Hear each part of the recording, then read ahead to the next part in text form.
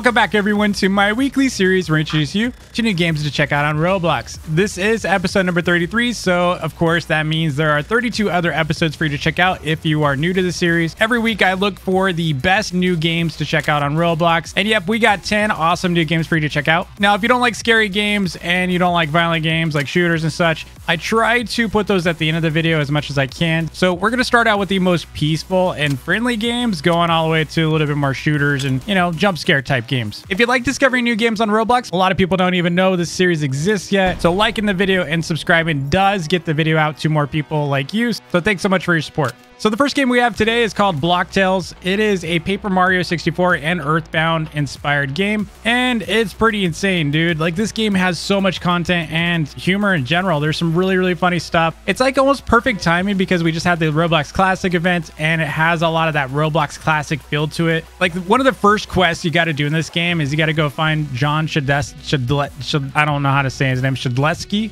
Oh man, he was like the first employee at Roblox, all right? And you have to go and find him and basically rescue him from some really evil noobs and basically fight him. If you haven't played Paper Mario, it's a little bit like a mix of like Pokemon without the Pokemon. It's just like turn-based battling. And there's a couple other games like that, like Final Fantasy, that have that turn-based kind of back and forth kind of battle mechanic. It's nothing really new. It's not even original to Paper Mario, but it's a really fun mechanic. It is a little bit more strategic because you need to, you know, manage your health. You got to block attacks. You can use different items and strategies to get you through that battle. And there's a whole lot more. There's like puzzles and stuff. So, I mean, I didn't even get that far and I was having a great time. So if you like puzzle games, you like Paper Mario, I don't even know what Earthbound is, but it said it is inspired by it. So apparently that's a Paper Mario style game too. So definitely go check this one out. I will link it in the description.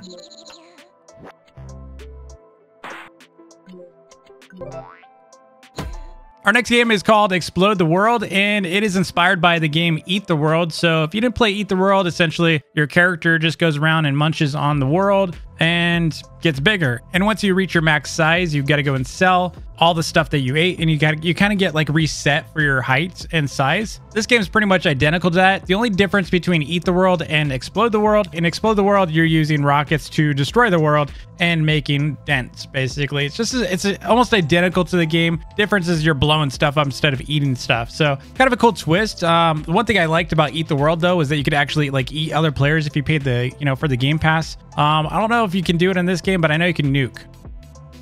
Our next game is called PAWTOPIA, and this game is pretty funny. So you essentially need to go around capturing pets, right? We saw pet catchers. You got Looming Legacy, you got Tales of Tenorio, you got all these games that are kind of like that. It's all about pet catching, right? And in PAWTOPIA, it's kind of like that. You basically go around battling pets, and you can also ride them, which is kind of cool. So a little bit of that Titanic feel from Pet Sim 99. I feel like this game has like some kind of inspirations from Palworld as well, but I never really got a chance to play Palworld, so I don't really know what kind of style game it is. I would assume in Palworld you can, you know, shoot stuff and blow stuff up, and this game you can do kind of the same thing. There's also like an adventure area that you can go into, and then you basically go in. It's almost like a dungeon, and you need to go around basically capturing pets, or optional, I guess it's optional. There's also resources around the world that you can go and collect. You know, you can mine ores, you can pick up wood and stone and various things that are scattered around the world. There's also food that you can go and pick up and use. And I would imagine this was heavily inspired, like I said, by Palworld. So if you like pet games and a little bit of that pet battler style game where you can capture other pets and battle them, definitely check out PAWTOPIA.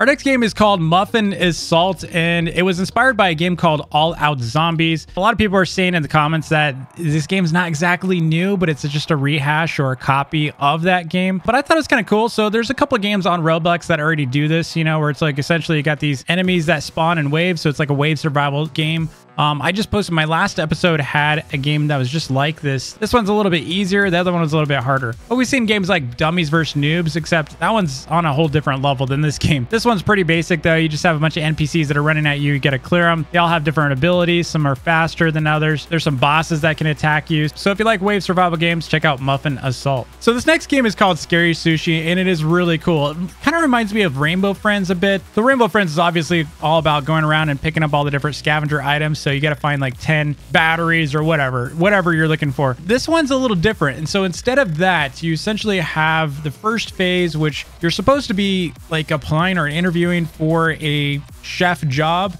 And so you're in an interview, and the master chef is giving everyone a chance to essentially be tested on certain dishes. So you're having to prepare foods. Meanwhile, there's like a really dark twist and storyline to this game, kind of like Rainbow Friends, where there's a story being told all while you're playing a different type of game, if that makes sense. So you're essentially trying to like make food while avoiding dangers of the world. There's like multiple rounds, multiple monsters and such, so it gets crazier and crazier each round that you complete. If you like games like Rainbow Friends, check out Scary Sushi. Our next game is called The Last Stop, and this is an anomaly hunter game inspired by Exit 8. In The Last Stop, you are basically in a subway, and you start in cart number 20. And the goal is to progress all the way to the very first cart. Now, in order to be able to do that, you need to first examine everything inside the cart number 20 and memorize it, because that's the perfect source. That's the correct cart. As you progress to the next cart or forward into the subway, you need to keep an eye out for anything that just looks a little off. So if it's, you know, maybe there's a monster in there, and if there's a monster in there, you need to turn around and go back the way you came. Likewise, if you see something just a little off, so maybe there's a poster that's wrong, or, you know, maybe the dude is sleeping on the wrong side of the train, or if someone's missing, things are just a little off, then you need to turn around and go back to the previous cart still. So that's basically your way of saying something's wrong.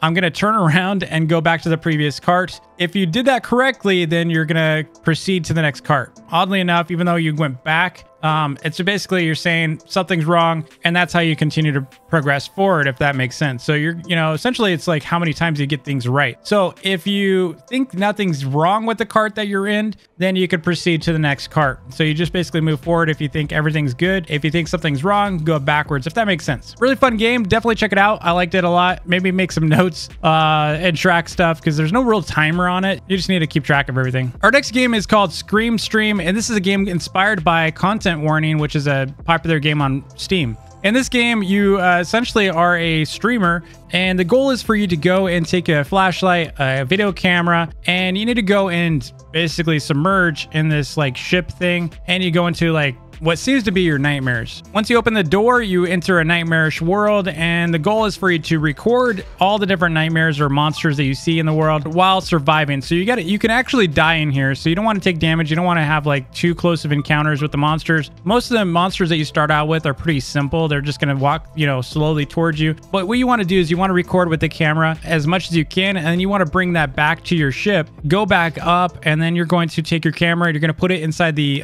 extractor, basically the video extractor. So you're transferring the video footage onto a DVD. Then you're going to take that DVD, you're going to bring it into the house. You're going to upload that DVD onto essentially what would be like YouTube, and you're going to see how many viewers you get for that footage. So the more monsters, or the deeper you go and record monsters, the more views you can get. And the goal is for you to get the view quota. So for the round that I played, I needed 1,200 views on my videos, and I did actually meet that. Somehow I still failed, even though I had 1,200. Somehow, I guess maybe it rounded up and didn't really show me the true count. But it's a lot like Lethal Company. If you played Lethal Company, the difference between this game and Lethal Company is you're recording monsters for your loot instead of picking stuff up. So you're just going around recording monsters. There's all kinds of monsters in the game. The further you go, the worse it gets. And then from there, you want to come back, and it's going to tell you to go to sleep. So that's how you end your days, by sleeping. So you're going to go upstairs, go to sleep. Then you're going to wake up on day 2, and then you're going to go down and get another, video camera. And then you're going to experience a completely different world next time you submerge. So you basically repeat that 3 times, and then you want to see how many views you get. And if you make the quota, I guess you win and get a badge. I don't know. Anyway, this was a really cool game. I think it was one of the best Lethal Company style inspired games that I've seen. Even though it says it's inspired by Content Warning, there's just a weird parallel to that style game.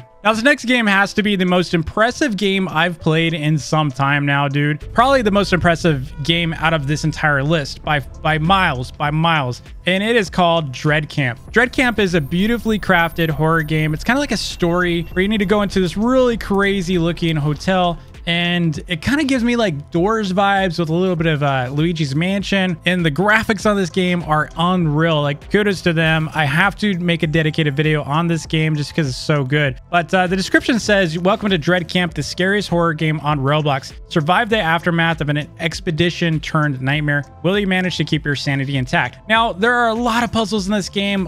For example, there's like switches you need to do. You have to shut off the generator, which then, could open a secret door. There's lots of secret rooms and doors and passageways in this game. Crazy sound effects, like jump scares like crazy. I haven't seen any damage. Like I haven't taken any damage from anything, but dude, I've jumped a few times in this game, and it takes a lot for me to jump in games. All right, I might like exaggerate some stuff at times, but I actually did jump twice at least in this game, and it's just beautifully crafted. There are spiders in this game, just to let you know.